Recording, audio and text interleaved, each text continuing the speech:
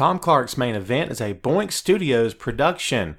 Follow us on Twitter at Boink Studios and check out our Facebook page where you can see all of our projects, past, present, and future. And now, on with the show. This is Daddy's show. Step off.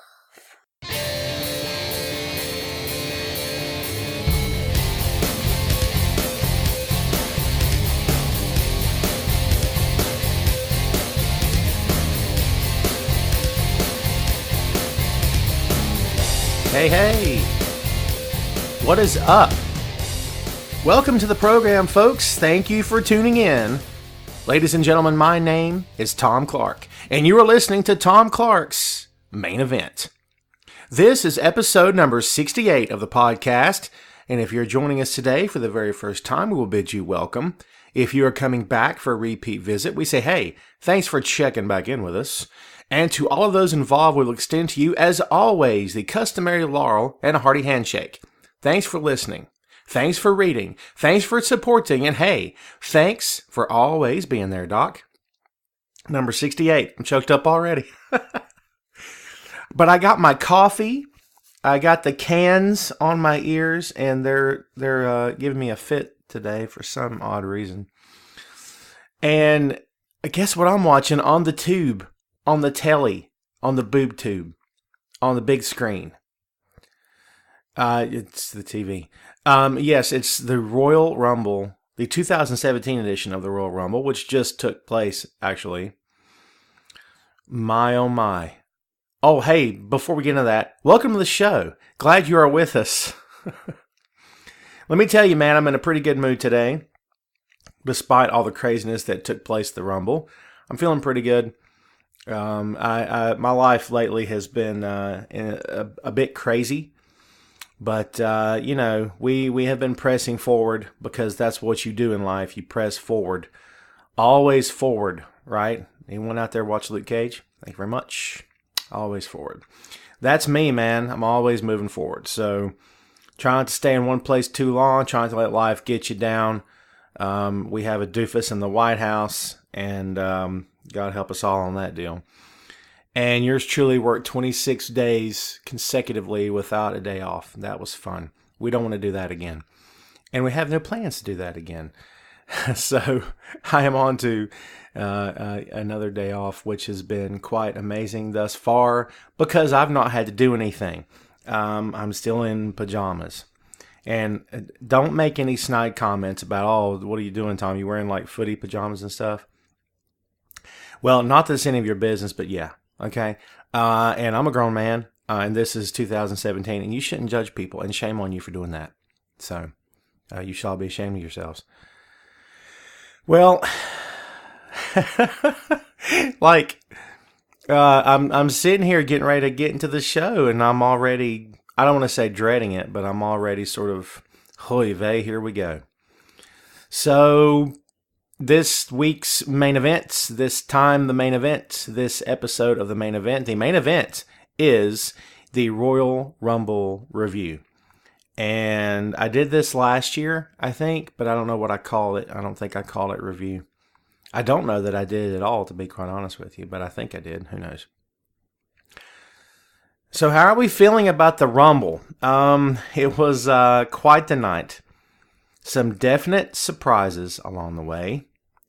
And a lot of things that, you know, we saw coming. We all sort of knew that the Rumble was going to be predictable in certain spots. But maybe we didn't know how it was going to end. I don't know of anyone. And if you're out there, God bless you, because you figured it out before the rest of us did. I don't know of anyone that said rock solid, this is Randy Orton's Royal Rumble. But it sure turned out that way, huh? So the Viper, the man that yours truly interviewed not too long ago, and that was episode number 66. Is that correct? We will ask our tech guys here, and by tech guys I mean me. That's cat out of the bag right there. What was it? It was episode number 66 was the Randy Orton interview. Oh my God. So yeah, that was fun times, huh? But I got to say this, if the idea was to pick a veteran and it was not going to be The Undertaker, then why not Randy Orton? Now, before you send me some hate mail and, the middle finger via Twitter or whatever, let's stop for a moment. Before we get into reviewing the card, I want to take this time to soapbox, if I may. People need to calm down because people have lost their minds. Unbelievable. I'm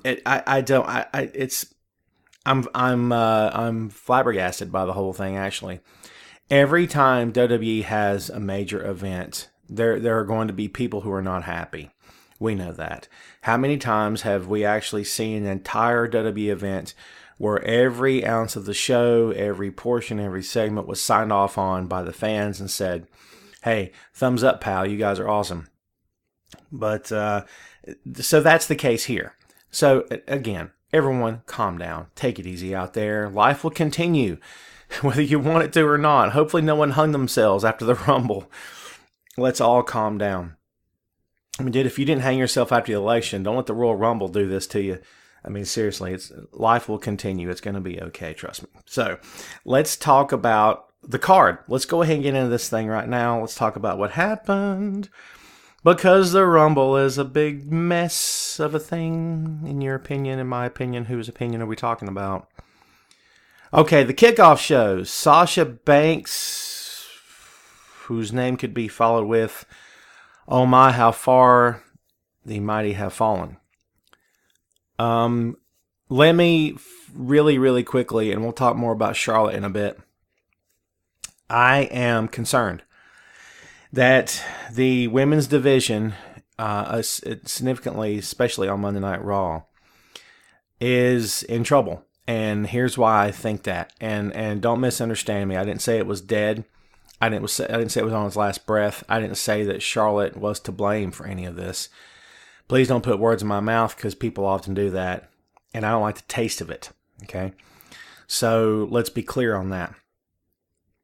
But I believe that there are issues for the Raw Women's division. Sasha versus Charlotte.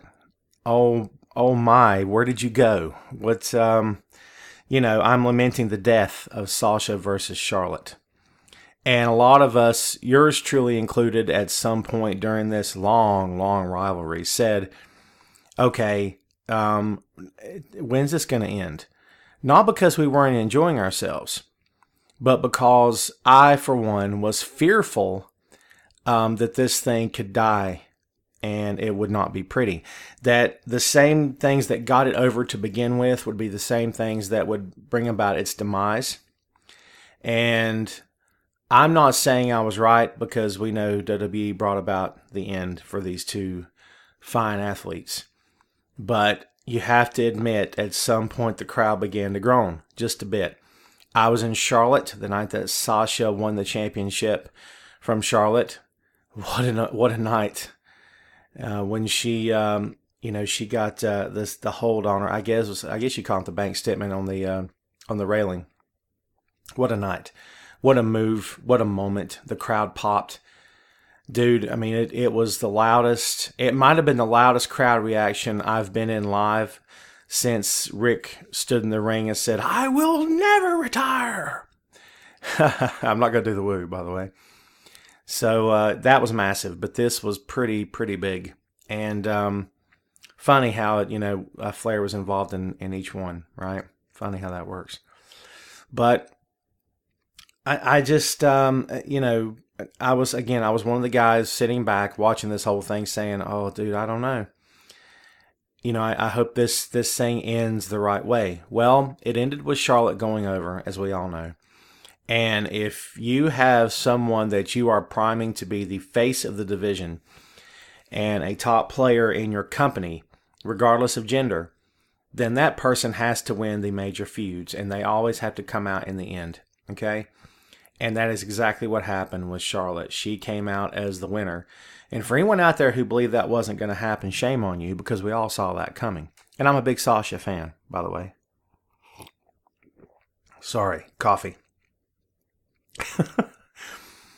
What can I say, man? It runs through my veins at this point. So, let's talk about the match. Let's get back, and we'll talk about Charlotte more in a bit. Sasha Banks versus Nia Jax. Nia Jax, who has been painted as this generation's perhaps a mix of Chyna and Awesome Kong, or Karma, as you may or may not have remembered her at all.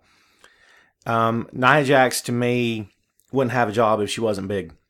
And because she has a look because of her size, but take all that weight off of her, and she's got great height, but I just don't see, and I know this is going to fly in the face of a lot of my colleagues believe about Nia Jax, but I just don't know if I see it. And that's no disrespect intended. But, she's a gimmick wrestler, and it's an intriguing thing. She's a one of a kind. And before you start, but by the way, before you fall victim to that, you think she's one of a kind.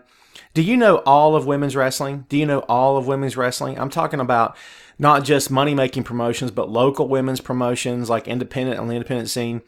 Do you know of any other woman that is maybe as big as Nia, maybe has the weight, has the height, has the size, physically has the size, but also is perhaps more talented?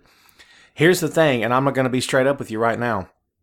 I don't know of one myself, but that does not say that they don't exist, okay? I just think that she was born into the right family and she ended up in the right company at the right time. And again, no disrespect, just my opinion, just how I look at it.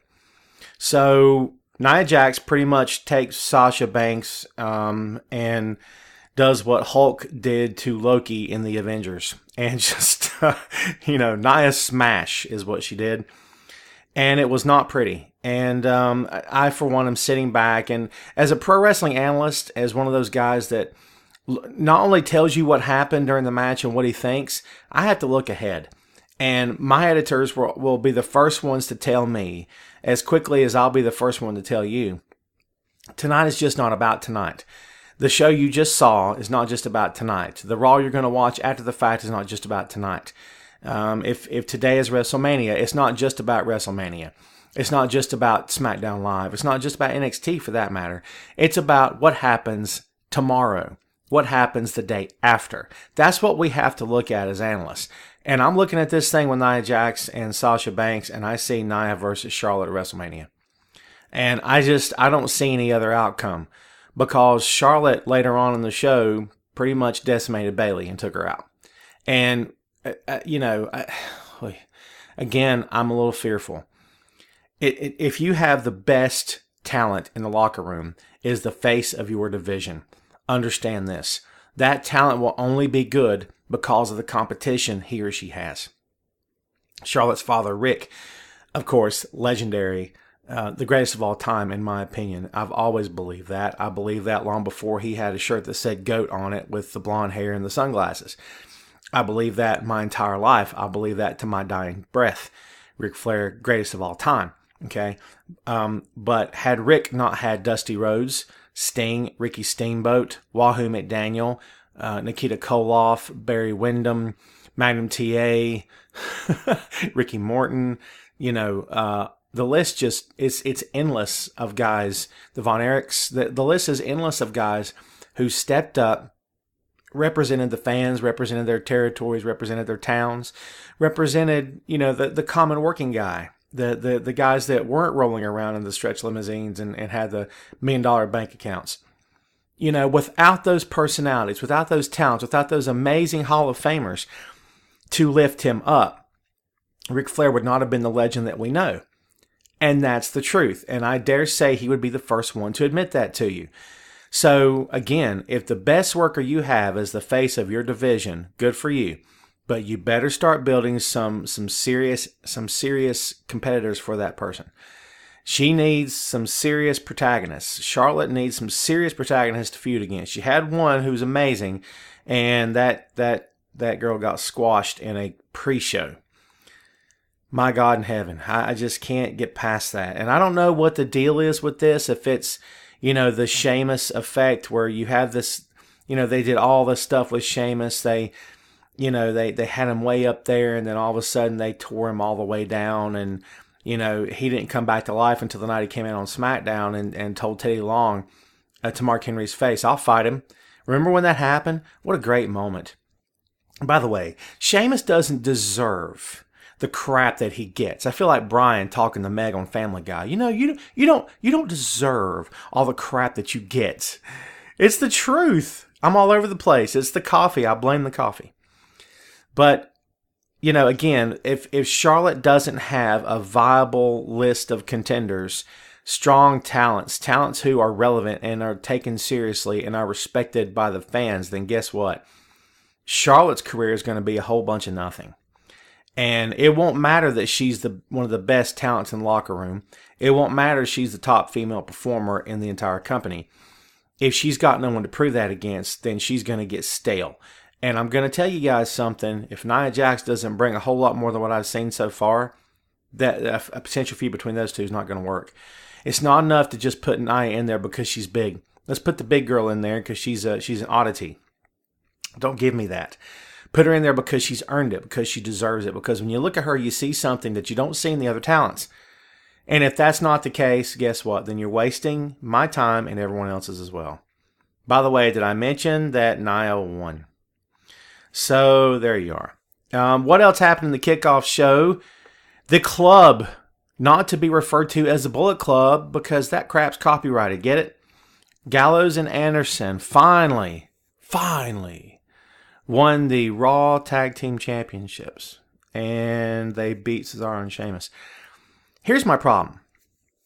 Not that the club shouldn't have won them, but I submit to you that the club didn't need them. And you're going to look at me and say, dude, have you lost your mind? Because from the moment they got the WWE tag team titles, they should have tag team titles. They should be tag team champions. They should have tag team titles. They need to do them right now. They need them right now. They need to win them the day they come in. They need to win them before they come in. They need to be just handed the belts when the... By the way, here's the club and here's the gold. We're just going to go ahead and give them to you and just be done with it because you guys are awesome. Well, that's not reality, okay? This is not WCW where Eric Bischoff just hands out tag team titles to whoever just comes down the pipe. That's not how WWE works, folks. And if you don't have to earn your spot, you have to get in there and you have to prove that you've got it. And, I mean, Gallows and Anderson, Gallows had been there before, obviously, and Gallows and Anderson in New Japan were a force to be reckoned with. They were the top tag team in the company, and they should have been. They're very good together. They're very talented. I don't know what I would compare them to. Maybe the APA of this generation, perhaps not quite as quick, in other words, but I do enjoy their work. Carl is a bit kooky. He was in New Japan anyway, and they've got a bit of the comedy stuff going, which I know was a little too much at times, especially against New Day. So I like them. It's no disrespect to them. But I also happen to really like Cesaro and Sheamus. And now the inclination that fans are going to have is, oh, it's time to split them up. They shouldn't have been together, no way. Dude, I gotta tell you, man, I'm against that. I don't see the point of it at all. I don't agree with that happening, and I hope it doesn't happen. Because I like Sheamus, and I like Cesaro quite a bit, and I believe that they are fantastic together, despite what anyone out there happens to say about it. And I'm not kidding about that, folks, at all.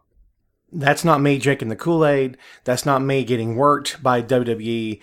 That's just me being straight with you. I like Sheamus, I like Cesaro, and I like them together a lot. And I think that, in my opinion, if you're going to give those two the tag belts, they need to hold them a lot longer than what they did. Because I think they said, what did they say the reign was 42 days or something like that? Maybe I'm off. Maybe I'm wrong. But it seemed like that number is sticking in my head for some reason. But the point is, they didn't have them long enough. So now the club are your WWE Raw Tag Team Champions. And I'm okay with it. Again, it's not that I don't like it at all. I just, my job is to look forward. And the only thing I can see on the horizon is the club versus Enzo and Cass. I don't see anything else. If there is anything else, I'd love to know what it is.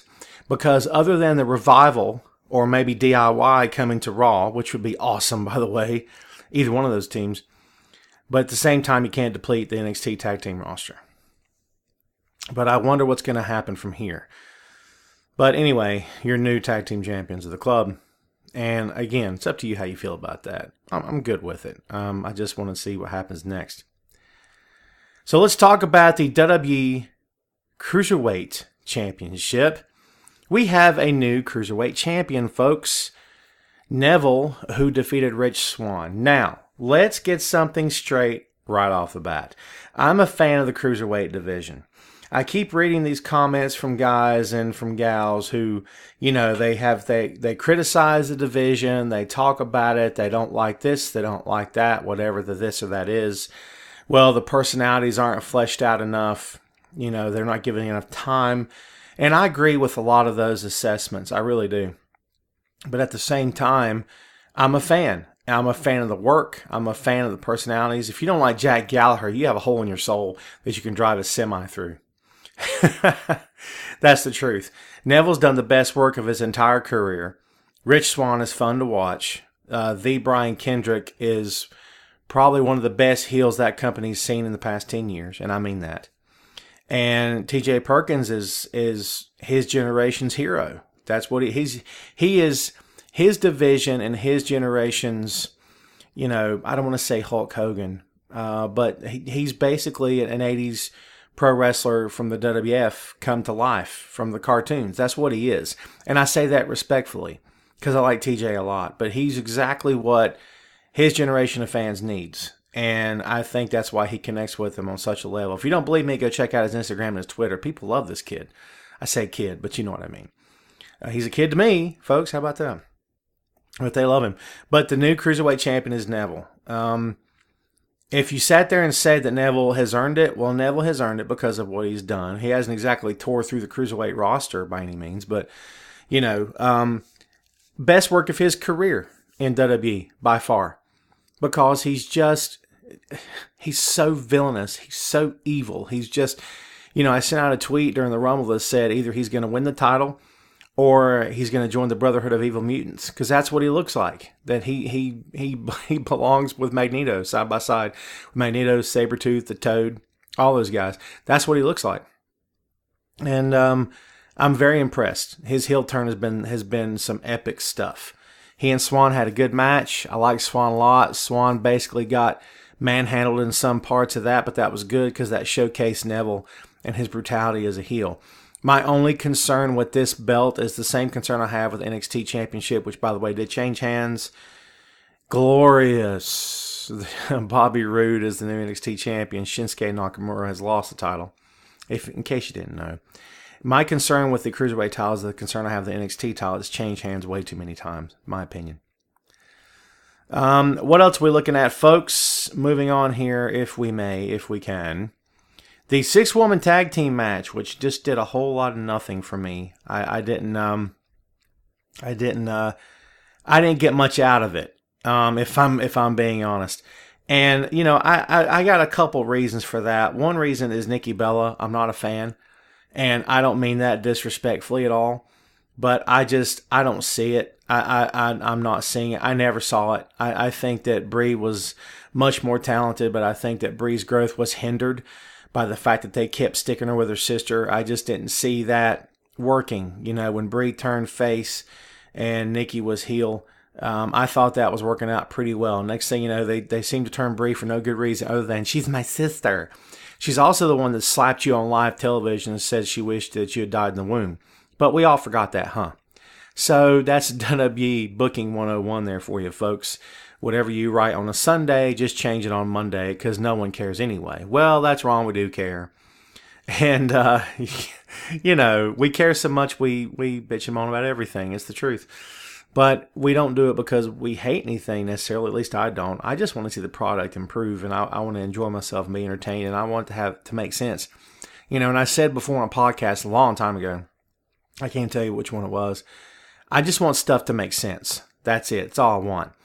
So, if you have to have 6 girls in a match, and just in order to get them on the card, you might as well put it together. Mickie James, Natalya, and Alexa Bliss. And by the way, I'm going out of order here in case you guys haven't noticed. Mickie James, Natalya, and Alexa Bliss versus Becky Lynch, Nikki Bella, and Naomi. That's not how you say it. I just like to do that. So anyway, Naomi, who is obviously going to be the next challenger for Alexa Bliss's, SmackDown Women's Championship. We'll see how that goes.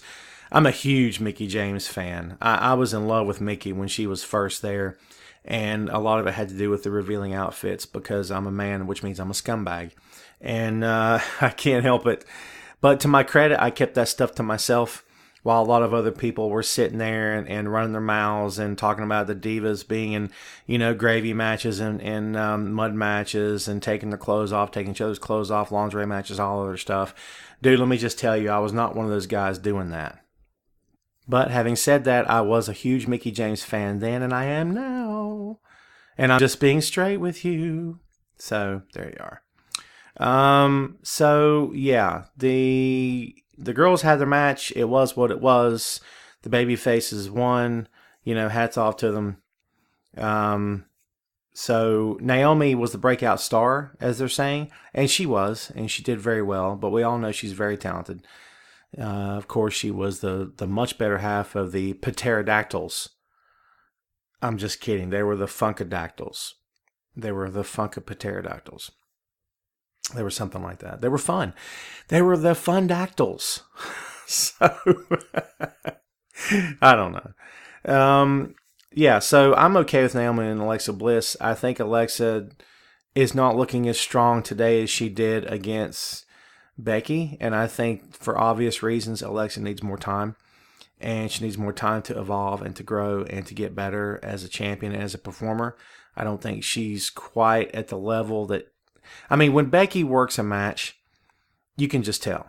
It's kind of like, you know what it's like to me? It's like raising the hood of a car, and you've got an experienced mechanic who was born to do this, and the guy that just started last year. And it's in their movements. It's in the flow, the way they know where their hands need to be at all times. Not second guessing themselves. No hesitation.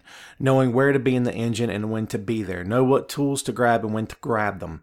Knowing how to get from point A to point B. And that, to me, in my estimation, is what the definition of a good pro wrestler is. No hesitation. And I'm watching the Rumble as we speak. And, Bray Wyatt, no hesitation. Bray knows exactly where to be. And he's grown into this. You're not born with this, obviously. You might be born with a better aptitude than other guys have. But, Bray was born into the business, of course. What I'm talking about is his own actual movements in the ring, the way he carries himself, the way he goes from point A to point B, from the beginning bell to the ending bell. And Becky Lynch has that. Becky has that and then some. And, it's just, and it's nothing against Alexa Bliss. I don't dislike her. I'm not the biggest fan, if I'm being honest. The Harley Quinn stuff, I think, could have not been mentioned. They could have just alluded to it, because I think we all got the point, but now it's been done to death, and now I'm kind of sick of hearing it. So I don't know that helped her that much. And plus, if it's me, I'm waiting for Noelle Foley. And before you guys start laughing, let's just say that Noelle Foley, this training takes, and she actually develops, like I said before, an aptitude for the business. And she's inherited some of her father's, psychology. And guess what would happen, though, folks? The daughter of Mankind, Cactus Jack, and Do Love would also inherit some of his insanity. And that's the person I would have pegged to be the Harley Quinn of WWE, where she's unpredictable. She goes left and she goes right. I'm not talking about Alicia Fox that throws tantrums and screams at the top of her lungs. I don't know what they're doing with that nonsense. But I'm talking about somebody who's mentally unhinged.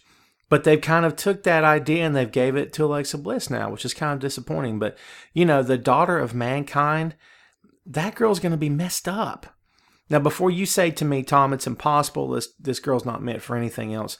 I said the same thing about Trish Stratus, and I said the same thing about Candice Michelle as well, and they both proved me wrong. Okay, because the best prove you wrong, because they want it harder. They want it more than anyone else. They work harder than anyone else to get it. So we'll have to wait and see. We'll see if she can put the work in to make it happen. I don't know if she can or not. That is entirely up to her. And of course, WWE for putting her in the right position if and when the time actually gets here. As we said before, Charlotte needs some viable competition, doesn't she? All right, folks. So let's move on. Let's talk about let's get down to the brass tacks of the card, because we've got three major things to talk about here as we continue to review. We've covered the kickoffs. We have three major things to happen. One of them, of course, is the 30-man Royal Rumble, a match. Actually, we have four things to cover. Oh my God, my apologies. We're not going to spend a lot of time on this one because I just talked about it extensively, but the Raw Women's Championship, Charlotte defeated Bayley in very convincing fashion.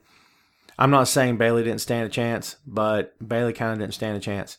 And Charlotte kind of handed it to her hardcore. And I don't really know why it ended the way it did. I don't know why the match was paced the way it was. I guess the point of the whole thing was for Charlotte to to look good, to look strong, to look like the alpha female, which she most definitely did.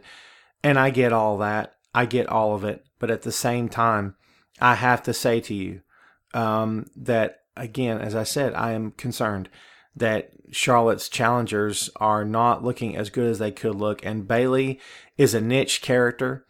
You have to really be in the vibe for Bayley. She's very likable, but at the same time, Bayley is borderline in trouble because she has the ability to get over like John does, but she's also squeaky clean like John is as well. And that works in the 80s. It probably would have worked to some extent in the 90s. It doesn't work now. And that's the issue I have. Having said that, I love Bayley. I love her. I think she's fun. She's entertaining. She loves this business, my man. My God. And most of the girls do, but that are prime time in that company. But she really loves this business. She grew up wanting to be a wrestler more than she wanted to be anything else in the world. And she's achieved her dream, and kudos to her. But, again, at the same time, I'm truly concerned about her at this point. And you say to me, well, Tom, so she didn't win the title. That doesn't mean she can't win it. I agree. And I think that she will have a run at some point. But you explain to me how exactly that's going to... Did you hear the wind howl? It's crazy out there. I always seem to record when God's upset or something. We all know why God's upset right now. Again, doofus in the White House. So there you are. Hey, don't give me any grief. I'm entitled to my opinion. You're entitled to love the moron. I'm entitled to hate him. So, do what you want to do. Go with God. I don't really care. But yeah, I'm fearful for Charlotte. I'm fearful for Bayley. And because I want them to do well. I'm not trying to be a naysayer because I want to see anybody fail. I'm going to tell you something right now. And I've soapboxed on this stuff before. If you are sitting back at home and you're wishing the worst for a pro wrestler, whether it be male or female, then shame on you. Shame on you, because you should want the men and women in this business to do well. If you don't, then you can't call yourself a true fan. It's okay to have your favorites. It's okay to dislike someone. But when it goes to the point of sheer hatred, you guys need to take it easy, man, and just please remember something. This is pro wrestling. This is not real life, okay? You got to be able to separate fact from fiction, and what you're seeing is not fact. It's not. I mean, there's some reality, dispersed throughout the business, but, for the most part, we're talking about a cooperative effort between guys who want to be able to wrestle tomorrow, so they're not going to try to kill each other tonight. The matches have predetermined outcomes. There's storylines being written. What you're seeing is not playing out organically 9 times out of 10. So get hold of yourselves, please. Again, I'm not trying to be negative to the women. I love the women. The whole time the women were in a rut, I was one of those guys that was upset about it, dude. I hated it. But they've come a long way, and thank God they have, because I love the women's wrestling, and I love women's wrestling in WWE. I do. I'm fearful for what's going to happen in the future. I have to look to tomorrow. I can't just look at what happened today or last night. I have to think about tomorrow. That's what I do. That's my job. And I'm fearful. I have cautious optimism that WWE can make this work and can pull this out. We'll see, I hope so. We'll just have to wait and see what happens. Okay, now we've got 3 big things left. The no DQ match, WWE Universal Championship. Kevin Owens with Chris Jericho hanging high above the cage.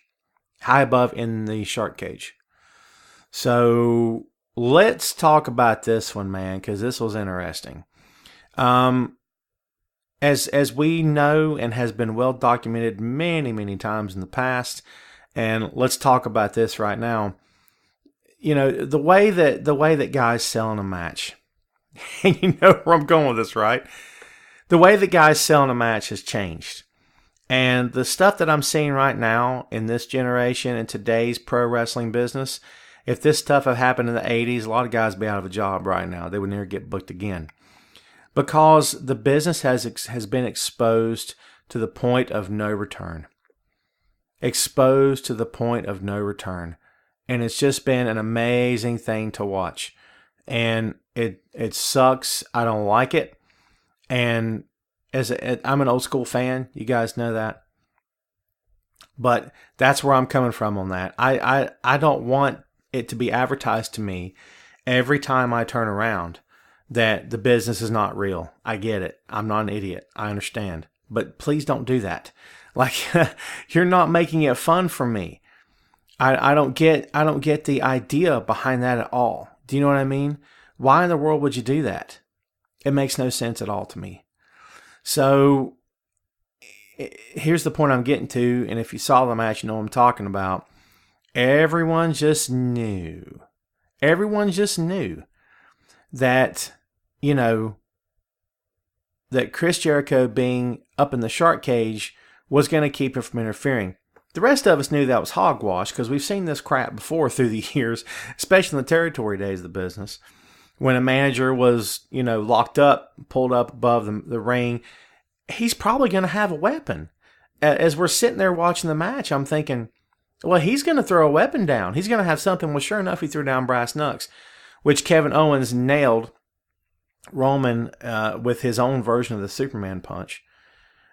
And Roman kicks out at 2. So, okay. This is the whole part of the night. This was my least favorite part of the entire night. Okay. It's not bad enough that in American pro wrestling, closed fists are allowed. They're not in New Japan, by the way. You guys know that, right? But closed fists are allowed in most American pro wrestling companies, and of course, especially WWE. But with all these closed fists being thrown each and every night, and there's never a black eye, there's never a cut lip, there's never a broken tooth, there's never a broken jaw, there's never a busted lip, there's never a bruised jaw. There's never a guy that's talking funny the next day because he bit the devil out of his tongue when he got punched. You know, none of these things happen. Guys' knuckles aren't bruised. They're throwing working punches. We all know that. We're not stupid, okay? But again, this is supposed to be real in the context of pro wrestling itself, in context of the business itself. It's supposed to be real what you're seeing, right? At least in terms of kayfabe. But it's not, obviously. So let me get this straight, if I may. Not only, again, it's bad enough that none of this is happening, but not only does none of that happen, but you put a pair of brass knucks in a guy's hand, he hits another guy, there's no blood, there's no broken teeth, there's no fat lip, there's no bruised jaw, there's no broken jaw. I'm pretty sure Roman's going to cut a promo on Raw and he's going to sound and talk just fine, even though everyone hates him. That was my least favorite part of the whole night. People talk to me about the Rumble. Oh, this shouldn't have happened. The Rumble didn't make any sense. I don't like the fact that Roman Reigns kicked out of brass knucks. And I have a problem with that. Now, you can get mad at Roman if you want to, and everyone did, I guess. But, you know, the company allowed this to happen. Shouldn't have happened. Never should have happened, ever. But it did. Brass knucks should mean the end. Brass knucks should mean the end of the match, and it did not. Kevin should have missed. The guy should have sold it as, oh, he just hit a glancing blow across the forehead. But no, he clocked him. And they sold it as if he clocked him. They sold it as if, you know, freaking Roman's head was going to explode. But guess what? It didn't. And he didn't lose. But, you know, they just, unbelievable. I don't know how you continue after that. Once you hit a guy with brass knucks and he kicks out at 2, what's left? What's left? Remember all those terrible matches in ECW when guys are getting put through tables and they kicked out and you're like, what? Are you kidding me right now? Do you know what I mean? Complete and utter nonsense. So there you go. Your winner, by the way, and still that'll be Universal Champion Kevin Owens. So Raw's primary championship, their top championship, stays in around the waist or over the shoulder of Kevin Owens. And more on that to come. We all know who won the Rumble, and we all know, you know, what may or may not happen from there. So we'll have to wait and see. But This is not over. I don't think it's over by any means. The match wasn't bad, but I kind of have seen Roman versus Kevin quite a bit. So, in my opinion, they didn't bring anything new to the table. No disrespect to either guy, but I'm not the biggest fan of Roman's work in the ring, if I'm being honest. And it's no disrespect, but I don't dislike him. But I'm just not, oh my God, it's Roman in the match. I can't wait to see him. I mean, it's whatever. But, Kevin does his thing. Kevin is a heel there's a heel that feels the need to get up and pop the crowd. And I disagreed with that from day one. He did it in this match. He gets up on the table wherever he was and he puts his arms out to pop the crowd. I don't like that. I like my heels to be evil. Evil, mean, and nasty, as Ole Anderson's t-shirt used to say. Evil, mean, and nasty. That's what I want. And that's just not the case with Kevin. Kevin has to pop the crowd every time he's on camera.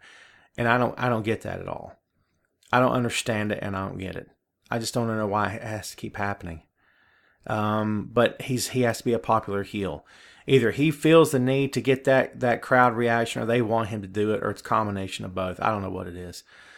But I don't know. So let's get down to the next match, and this was, it had to have been considered the show stealer. Pardon the noise. I'm grabbing the remote right now, folks. But it had to be considered the show stealer. And the show stealer of the night had to have been, among all the crazy stuff that happened in the Rumble, the show stealer of the night has to go to John Cena and AJ Styles. That's right. There is a new WWE champion, and his name, for the 16th time, by the way, is John freaking Cena. Man, I didn't start that off well, did I? I won't spend a lot of time on this, but I was the guy a year ago that wrote the column about, John Cena's heading toward number 16 when no one else was really talking about it. I've written a lot about it since then when no one was really talking about it. Now that people going up to this match were talking about it, I kind of didn't talk about it that much. I kind of said all I wanted to say. I discussed a little bit of it, but not as much as you might think. Because I knew it was coming. We all knew it was coming. John's not only going to break it. I've always said John's going to end up with 20 championships. He'll have 20 titles. I believe he will. That's just my opinion. I don't see how he can't. So we're talking about WWE here, folks, right? Every time you think that they've moved on, they haven't. But I envision 20 championships for him, and I think it'll happen. Flair's okay with it, and at the end of the day, I have to give John his props. He works hard in the ring. I don't care for his work a lot. Here's the funny thing. During the show, I tweeted, because it was the moment when AJ took John off the top turnbuckle and he had him in the torture rack, and I was really respectful of the way that AJ was protecting him and being careful with him before he spun him around and dropped him on his back or whatever the move was. And that's what I tweeted. And that thing took all kinds of wrong. There was another writer who responded and immediately took John's side and said John has these amazing matches. And funny how all these guys are carrying him every year. I wasn't even talking about that. And when I tweeted back to him that that's not what I was talking about, he didn't bother to answer. So you know who you are out there. Thank you so much for trying to start an argument, trying to sound smarter than me. I hope that made your night, okay? For all those who attack John and do it needlessly and unnecessarily, there's just as many who defend him needlessly and unnecessarily. Both you guys need to get over it. All of you need to get over it. Let a man have his opinion. If you don't agree, that's fine. But dude, when he sent this tweet out, there was like 5 guys, kind of putting the boots to me. And I'm sitting here like, I wasn't talking about John's work ethic. Jesus. Everyone needs to calm down. Grow a pair and calm down and get over yourselves. I mean, it's just unbelievable, man. I'm not going to vent any more about that. It just really kind of ticked me off, and it's kind of ticking me off right now, if I'm being honest with you. I don't like that. Don't try to call me out, okay? I don't care what your background is. You've been a fan your whole life. Kudos to you. You ever been in the ring? If you have, kudos to you, because I've been a fan of my whole life, and I've been in the ring. So don't sit there and preach to me about what I should and shouldn't believe about pro wrestling. You're entitled to your opinion. I'm entitled to mine. That's why you get paid what you get paid to do what you do, and I get paid what I get paid to do what I do. And let's just leave it at that, okay? Let's move on now. So Ric Flair's good with it, and if Ric's good with it, I'm good with it. And all due respect to John, he works incredibly hard. And if anyone in that company deserves the right to be called 16-time world champion, it's John Cena. So if the Nature Boy is good with that, then guess what? It's got my stamp of approval as well, because I can't believe that Rick is the greatest of all time and not respect what he feels and what his opinion is, and I respect what he thinks. So if he's got an A+ and he's signed off on John, then I'll sign off on John and I'll be okay with it. How's that? Sound good? Let's move on. Let's get to the main event, because we've spent nearly an entire hour on the undercard, though it was a good undercard. Let's not misunderstand me here. Full of ups and downs, but a good undercard nonetheless. Let's get to the main event, the Royal Rumble match. A lot of cool stuff happening in the Rumble. There were no notable surprises. There was no Kurt Angle. There was no Sting, as I kind of had my fingers crossed that there would be, because Sting versus Undertaker needs to happen, and WWE is a ridiculous bunch of dunderheads for not making it happen. So even my insults are cute and goofy, so they can't really get mad at it. You know what I mean? That's who I am. That's what I do. There was no Kurt Angle, no Sting. There was no Samoa Joe. People need to calm down about Joe. No disrespect. I was having a conversation last night with Sarah Hirsch, a fellow pro wrestling writer. And Sarah's a big Joe fan, and I am too, but she was all disappointed. And I was too, to some extent. But I want this stuff to happen in its own good time. And I don't believe that it needs to happen too quickly. I think that both sides need to be ready for it. WWE needs to be ready, and so does Joe. And I think when that moment gets here, that's when it should happen. My take. So we'll see. But no Joe, no Nakamura, no Finn. I really wanted Finn Balor. Buddy of mine I went to high school with, Chris McLeod, had predicted Finn Balor was going to win. And I kind of had that idea in my mind already, so I named Finn as my number one dark horse on Sportskeeda to win the championship. I was wrong. I'm wrong sometimes. It happens, right? But, to be fair, I also got it wrong other times as well. It wasn't just the one time. I said that Sami Zayn was a dark horse. That probably got me laughed out of the room, even though I still think it could have worked with Sami versus Kevin in a final time kind of match. Baron Corbin was one of my dark horses. Baron Corbin did very well in the Royal Rumble, and that's what fans are going to take away from it. Not that Baron didn't win. Baron threw out Braun Strowman. That's what he got to do. What you get to do in the Rumble, Baron? I got to throw out Braun Strowman, fool. What are you talking about? And Braun threw out a whole bunch of guys. The Miz was another one of my dark horse contenders to win the match. Some guys had him picked. I would have been okay with Miz winning, to be honest with you. Miz did some really good work in 2016. Braun was my number 2, and of course Finn was my number 1. Randy Orton was not on my list because I didn't think Randy Orton was a dark horse. I thought Randy Orton could win the match. If I had written a 5 potential winners of the Royal Rumble, Randy Orton probably would have been number 2. If I'm being honest with you. Jericho would have been number 1. Actually, my Undertaker would have been number 1, Jericho number 2, Orton number 3. Why didn't I write that column? Oh, I don't know, because everyone else wrote it too. So there's only so many times fans want to click on the column with the same exact headline or headlines that are very, very similar in tone and texture. So I like to stand out a little bit, I like to do something different, which is why I did the dark horse count. But hey, it is what it is. But yeah, some of the surprises didn't show up. Some of the things that we expected was Braun Strowman to look really, really freaking awesome. And he did. And he eliminated a bunch of guys. I had a count here. If you'll bear with me, we'll try to do it. I can't do it. Let's see. 1, 2, 3, 4, 5, 6, 7 by my count. 7 guys he eliminated, maybe? Yeah, so if I got my count right, 7 guys he eliminated. Other things that didn't happen in the match, of course, Taker didn't win. Taker looked good. Taker was thrown out by your boy Roman Reigns. I used to say your boy John Cena, but now it's your boy Roman Reigns. I don't know who saw that coming. Well, at least of all me. But you're talking about... Here's the tweet I sent out. And I think you'll like this. If you don't check me out on Twitter, by the way, it's all kinds of fun. Actually, I'm probably no more wittier or funner. Is funner a word? Or more fun than anybody else down the pike, but it is what it is. So here's where I came from on Twitter. If I can find it. Oh, here it is. My tweet was, hey guys, fans don't hate our top babyface enough. How can we fix that? He can eliminate The Undertaker. Ha. Just ha. I have written, let me preface what I'm about to say with this.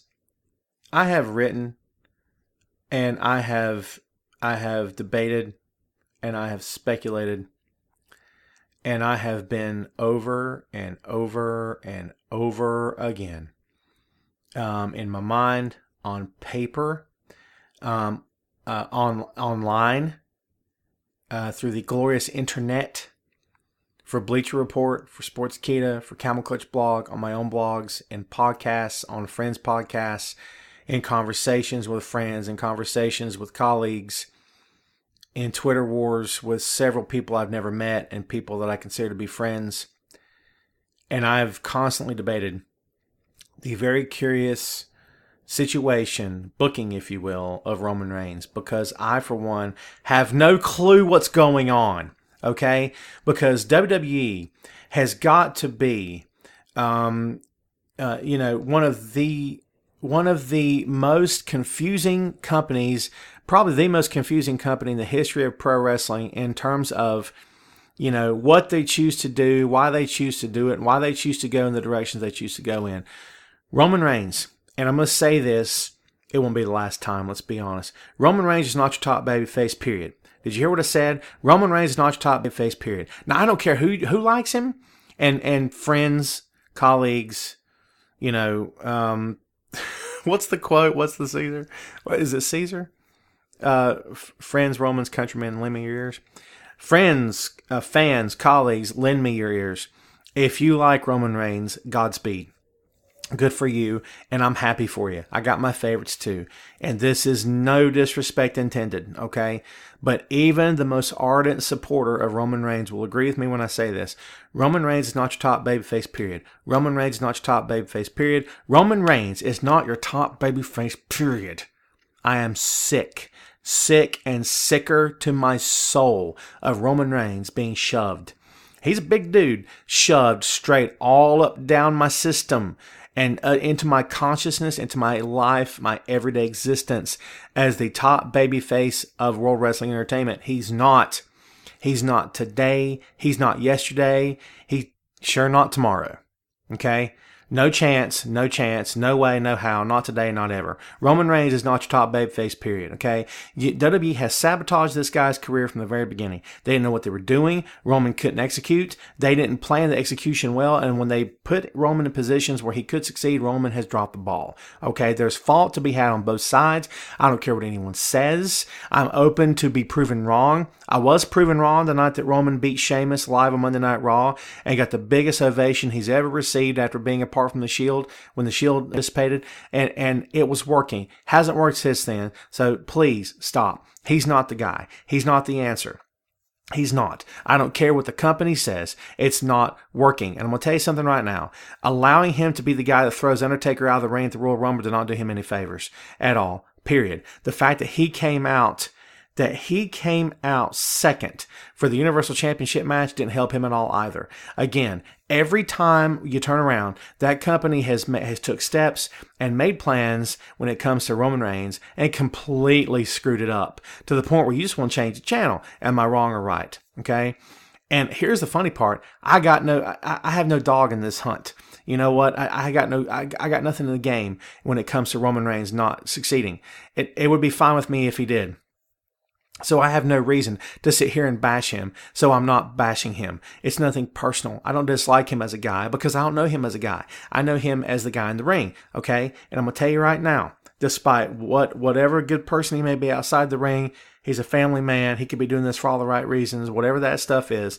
I don't know, and it's not my deal to know, okay? Because from everything I've ever read and seen, he's a stand-up guy. But I will tell you this right now, from me to you, and to the whole world listening, folks, he's not the answer. Not today, not tomorrow, not ever. And every time they put him into a position where they're trying to convince you that he's the answer, they are hurting him and they're hurting themselves, in my opinion. They know that it worked for John, but John has that force of personality. He's got that charisma Roman Reigns just doesn't have, okay? And oh my God, I'm ranting. I am so sorry. But hey, it's my show. You clicked on it, didn't you? Didn't you download the sucker to listen to it? You know what's going to come your way. Come on. It's what I do. All right? As Mark Henry would say. Please don't tell Mark Henry I stole his line. He threatened me on Twitter one time, said he was going to end me. How was it he said it? Be the last thing I ever did or something like that. So it was a great moment. I loved it. I saved and favorited that tweet. You better believe it. But but yeah, it's not working. There was other stuff in the Rumble. Goldberg once again took out Brock Lesnar. The spear into close on over the top. It's over. I said from the beginning, Goldberg needs to keep dominating Brock Lesnar. Goldberg has never been bigger. That dude can do no wrong. And you guys know that, right? He can do no wrong. The guy is just, I couldn't be happier for this dude. He has come such a long way since the days of walking away from WWE and from, that hideous match he had with Brock in 2004. I mean, 12 years later, he comes back to a hero's welcome. And I've always liked I've always liked Goldberg. And I've always thought that the guy, despite any criticisms he's ever received, I think it does work with Goldberg. And, you can talk to me about, let's say, the difference between Roman and Goldberg. Roman's better in the ring. Okay, sure, if you want to say that. But again, doesn't have the charisma, not like John does, and definitely not like Goldberg does. Goldberg has it. Goldberg has that look. And I'm not talking about just the physical look. That look in his eyes where when he's in the ring, you honestly believe that he is the guy, that he has a way of carrying himself where you just know that he is the guy. He is the one. And not a lot of guys have that. And when you have that in the business, you got to hope that you're in the right company that can take advantage of it and they can make money off of you because you stand to make a ton of money yourself. And that's what we're looking at with Goldberg now in WWE. The company finally realized what it had and realized that what Goldberg can do given the right circumstances and the right opponents, and that's what he's done. And I couldn't be happy for the guy. He did spear Undertaker, which I'm watching right now, actually. And a lot of people had something negative to say about that, said the spear didn't look good. The spear is a great move when executed in the exact right spot. When it's executed just to the left, or I should say just to the right, depending on which side you're hitting on, I guess, then that has a lot to do with how it's going to look. And I think that the spear on Taker didn't look great. It didn't look terrible, but it didn't look great. And of course, Goldberg's going to catch crap for that, obviously. But, that's what I'm coming down on this because Goldberg threw him out. And I said from day one, he had to continue to dominate Lesnar. And of course, the payoff's going to be Goldberg versus Brock Lesnar at WrestleMania 33, and a match I believe Goldberg should win. I'm sorry. I believe that. And I think it's okay to leave something hanging. And then you're going to say to me, well, Tom, that the storytelling part of it doesn't make any sense. Why would you leave something hanging? Why would you leave something there, a guy that actually bested Brock Lesnar and got away with it? Well, Brock Lesnar bested John Cena, didn't he? Hasn't he bested everyone he's ever touched besides Goldberg? Hasn't he bested every single one of his opponents from the day he came into that company to today except for Goldberg? Why not let it hang there? Why not let it be his Achilles heel, the one thing that guys can bring up during promos and say, you know what, you're probably going to give me a beating Sunday, and I'm going to try to give you one myself. And you know what, I want to win the match, and I'm going to try to win the match. And you know what, you may end up winning the match, but you don't forget one thing. You couldn't beat Goldberg. So if I can tap into what Goldberg tapped into, I got a shot. Because that makes Brock human, folks. It makes Brock human. Suddenly you gave the Hulk the mind of Bruce Banner. And it's no longer just about he's a raging monster. Now he's a raging monster who got his feelings hurt. Okay, who's got ego. And because when you're human, you have ego and you have pride, and you could get your feelings all squashed up all to pieces, which is what's happened. He's been embarrassed and he's wounded, and that's the perfect time for Goldberg. Goldberg's, to his credit, and they've played this thing perfectly. Goldberg's point the whole time has been, hey, I got nothing to prove here. If you want to fight, let's fight. But don't expect me to lay down for you, which is not what's happened. He's not laid down for him. So it's been a whole different thing to look at, whole different exciting thing to happen. And I love it. I think it's great. I think that a flawed Brock Lesnar is a much more interesting and much more dynamic character and a much better story to be told than a Brock Lesnar that just can't be defeated. He's the mindless Hulk who just, you can't ever touch him, you can't ever stop him. There's no drama in that for me. The drama for me is in watching, Goldberg get the best of him. And talk about getting the best of somebody. What about Roman Reigns standing toe-to-toe with Undertaker and then throwing Undertaker out? Oh, I'm just covering that again because that's what's happening on my TV right now. But, fun times. Luke Harper coming into the... Again, I'm bouncing around, so forgive me, folks. Luke Harper coming into the Rumble. Surely looks like he's done with the Wyatt family after the Rumble. Don't count your chickens before they hatch. Or the eggs before they hatch the chickens. Or, the chickens get born, So don't be so sure, because it could be a swerve. Who knows? My prediction from the moment Randy Orton joined the Wyatt clan was that it was all a swerve, that he was going to destroy the Wyatt family from the inside out. Now, while I still believe that, I have no idea how it's going to play out now, especially with the Luke Harper situation. But Luke got a pop, and here's my prediction for WrestleMania. I think it'll be Luke Harper versus Bray Wyatt.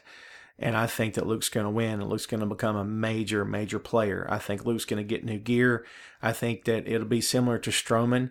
Luke won't be wearing dirty blue jeans anymore because I think Luke Harper is next in line for to be elevated. And I think he deserves it. People like to compare him to Bruiser Brody.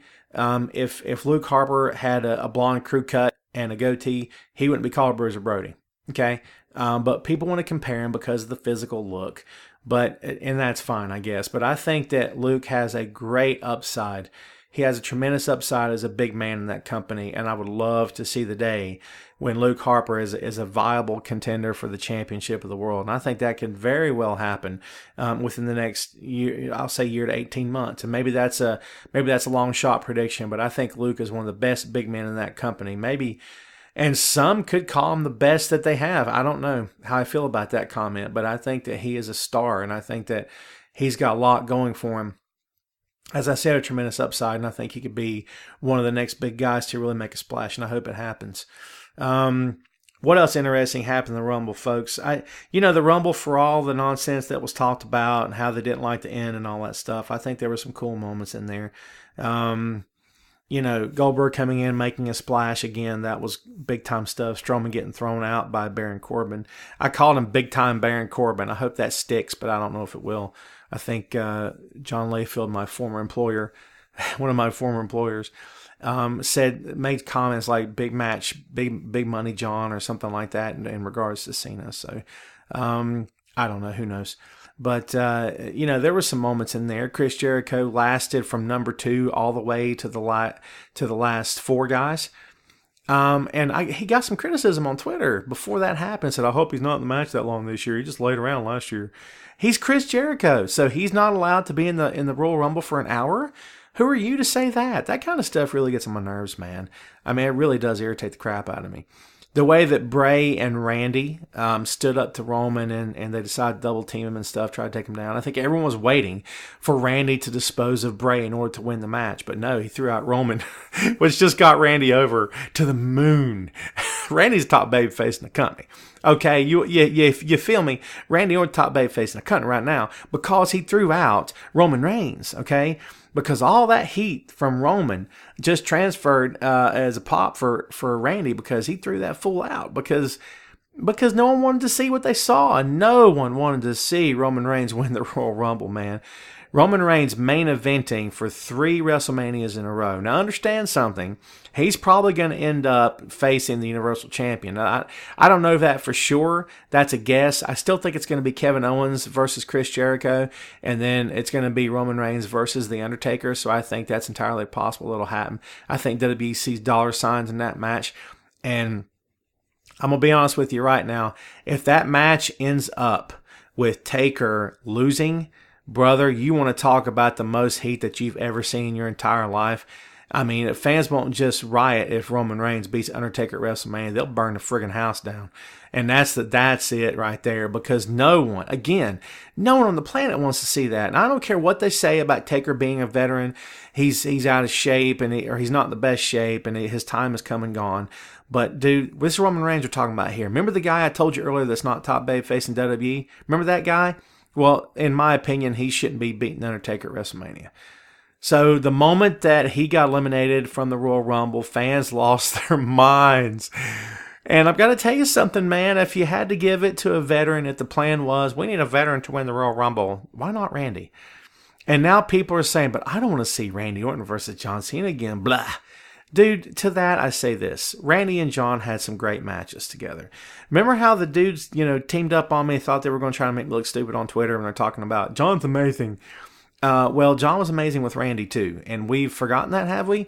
Now, I'll admit, when their last match took place, it was like, this is the last time ever. At that point, fans are like, thank God, because we're tired of seeing it. But this is a different Randy Orton. It's a different John Cena. It's a different day.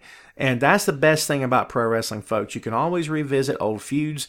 You can always revisit old matches. You can go back and do things that you've already done before, but you're doing it in a new way. It's a new tone. It's a new vibe.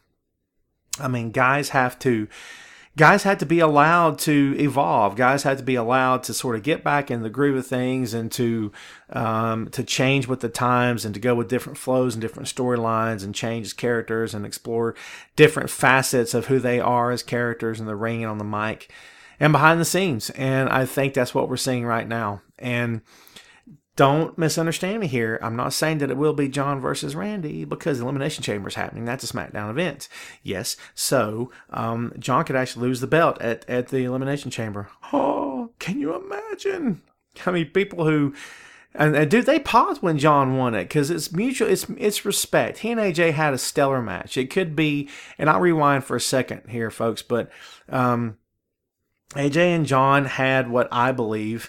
And actually, I'm keeping a running list if you're curious, and I plan to keep updating this list every time I see a match that I believe is a contender to be 2017 Match of the Year. My first one was Kazuchika Okada versus Kenny Omega at Wrestle Kingdom 11, Tyler Bate versus Pete Dunne at WK Championship Tournament Finals, and now AJ Styles versus John Cena at the Royal Rumble. And in my opinion, all three matches should be Match of the Year candidates for 2017. And we still got a long way to go. You guys know that, right? We're not even in February yet, man. We're close. We're close to February. So, we'll see what happens. I mean, a long way to go. And I love being a fan. Can I just tell you right now, I love being a fan. I love talking about this stuff. I love debating this stuff. I love getting all out in the open with this stuff. And it does my heart good. And I'm just a super fan. I always have been. I love being a part of it. I love doing this. I love writing. I love the whole thing.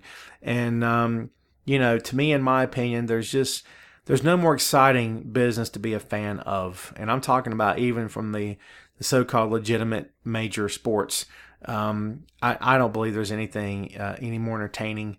And I don't believe there's anything any more fun than pro wrestling is. Just my opinion. So, what do we feel about the Royal Rumble? Because I'm going to tell you right now, man, a lot of guys out there, none too happy about what they saw. And I get it, obviously. But, we'll see what happens. I sit back and, again, I look at what's going on. And I see what happened in the Rumble. And, yes, there are moments that I thought could have been done better, that maybe could have played out, that kind of thing. But I'm not gonna lie to you. As a whole overall, and man, I saw reviews after it went off the air where people were like, "This is the worst show ever." Jesus, man, dude. Again, as I said earlier, get a hold of yourselves. It's pro wrestling, man. Take it easy. There were some cool moments in that Rumble. There were some cool moments on the night as a whole, and yes, I do have to start analyzing the future. I do have to look to tomorrow. I do have to start thinking about what tomorrow's going to bring and the day after that. I get it. And I do have to look to WrestleMania 33. But folks, we're not there yet. The scene has not been set. The picture's not fully been painted. The last brushstroke's not happened yet. It's still yet to happen. So everyone take it easy. Breathe. In through the nose, out through the mouth. Okay? And try to relax. It's all going to be okay. Everything's going to be all right. All right? Al Green said it best. So let's all just relax, take it easy, and breathe. It's going to be just fine. In the meantime, as you're breathing, relaxing, and taking it easy, you need to check out my stuff. Because, folks, I'm going to tell you right now, man, here it is. I am available to be read, I guess you could say, on the Bleacher Report. That's me. That's what I do. I've been there for 7 years this year. Isn't that cool? I love it. I'm having time of my life. I really enjoy writing for them. Great bunch of guys, editors who are fantastic to work with. and who have, really worked with my schedule. And I couldn't be happier. I can't say enough good things about Bleacher, to be honest with you. I also write for Sportskeeda, another fun time to write for them. I like to do more work for them, but time is money, folks. And usually my time is very precious to me, and I'm strapped a lot of times and don't have a lot of time to spare as much as I'd like. But go check out the website and check me out there as well. You can also find me on the highly esteemed Camel Clutch blog, of which I am a fan of myself. So Eric Gargiulo runs a top-notch blog over there. It covers not just pro wrestling, but MMA and a lot of other stuff. So please go check it out, man. It's fun times. Please check us out. Our production company is the Boink Studios. You can find us on Facebook. Boink Studios is owned by myself and lifelong friend Kyle Smith. As I said, we are on Facebook. We're also on Twitter at Boink Studios. You can drop us an email if you'd like to, boinkstudios@yahoo.com. If you like the music of this podcast and the music of our other two podcasts, Tom Clark's 30-Minute Fun Show and Tom and Kyle's Comedy Action Hour, which are both available on Google Play and iTunes, thank you very much, as well as online at Libsyn. If you like the music on all three of these shows, they're done by the third member of our production company. His name is Philip Fender. He's a great musician, and he's available for gigs. If you like the artwork that you've seen on the Boink Studios website, and on Tom and Kyle's Comedy Action Hour, it's all done by Kyle Smith himself, who as well is available for freelance work. So, man, listen, we got your hookup. Anything you need. Need music? We got it. Need artwork? You got it. Need pro wrestling guy to write some stuff for you? We got that too. So please, give us a contact. Give us a shout. We'll get back to you as soon as humanly possible. Listen, man, thank you guys for tuning in. Stay tuned, man, because the podcast is going to get real interesting. We got some surprises coming along the way. The next episode, actually 69, is coming soon.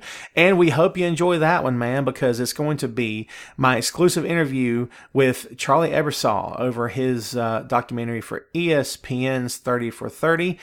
Covering This Was the XFL. So we hope you like that as well. Stay tuned for that. It's coming actually at the 1st of February. So you gotta love it, man. I had fun doing it. Hope you have fun listening to it. Hope you had fun today. Listen, thanks for everything. Thanks for being there for us. Thanks for your patronage.